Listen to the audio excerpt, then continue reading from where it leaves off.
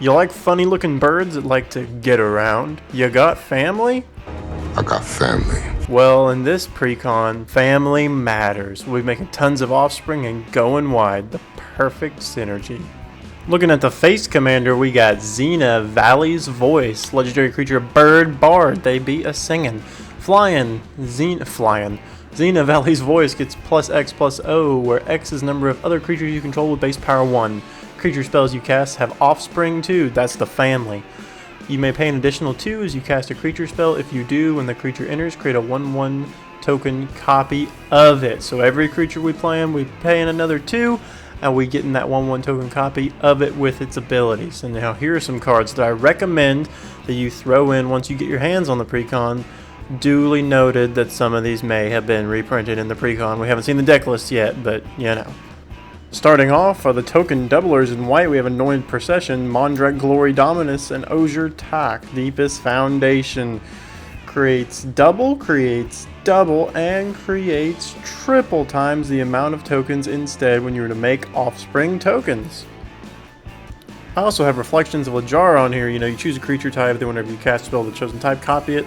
I don't know if there's going to be many of the same creature type in here, so this may not work at all, but if there is, then it would be great. Next up, we have Anointer Priest, Spear of Heliad, and Cloudstone Curio. Anointer Priest, whenever a creature token enters battlefield under your control, you gain 1 life. Gaining life is really sick. Spear of Heliad, creatures you control get +1/+1 to buff them tokens a little bit. Then at instant speed, for 2 white and 1 other, you can destroy a target creature that dealt damage to you this turn.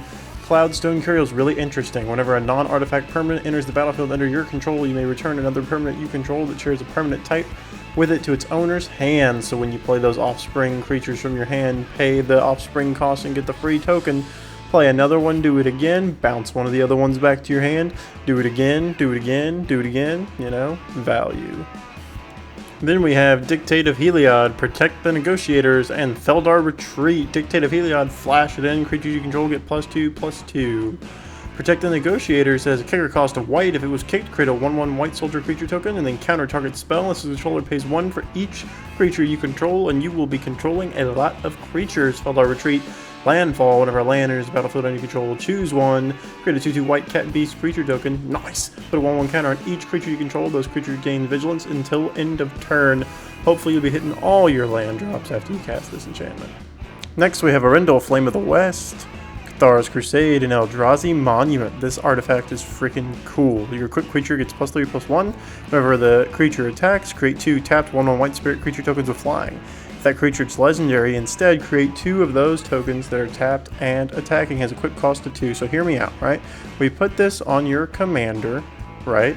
And then we go to swing with it, right? It creates 2 of those tokens that are tapped and attacking, right? Well, with the token doublers, out on the field, it'll double the number of tokens, or triple them, or quadruple them, or whatever you have.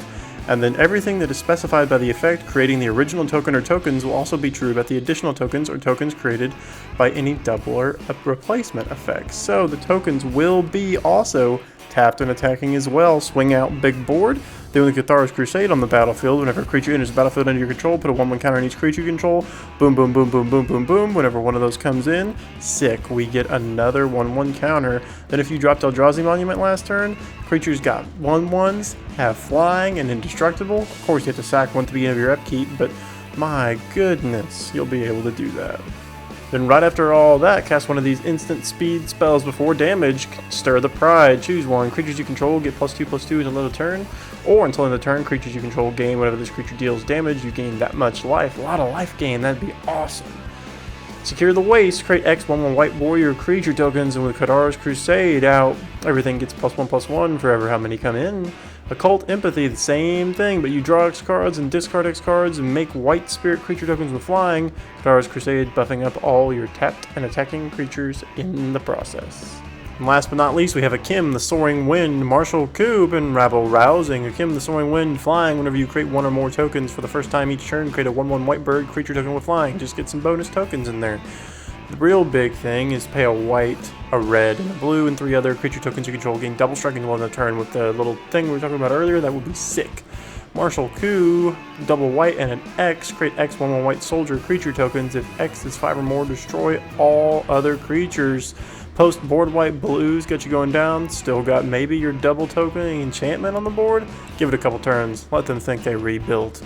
Rabble Rousing enchantment, hideaway 5. When this enchantment enters the battlefield, look at the top 5 cards of your library, exile 1 face down, then put the rest in the bottom in a random order. Whenever you attack with 1 or more creatures, create that many 1/1 green and white citizen creature tokens. And if you control 10 or more creatures, you may play the exiled cards without paying its mana cost. Whenever you go to declare your commander as an attacker, and Rabble Rousing's on the board, and then you have all the other triggers, you know, you just order your triggers until Rabble Rousing resolves last, starting the chain of triggers over again. Alrighty, and those were my picks, and I realized 99.9% of them were in white, but really couldn't find a whole lot of blue, found a little, not much red. If you guys find any more blue and red, do you think it would work or make this pre-con even better when it comes out? Go ahead and drop those in the comments below. We'll try to pin those to the top. If y'all enjoyed this video, please consider subscribing. It really means a lot to me. A lot of people, 100% of people that watched the last one aren't subscribed, so go ahead, please subscribe. Thank you. See ya.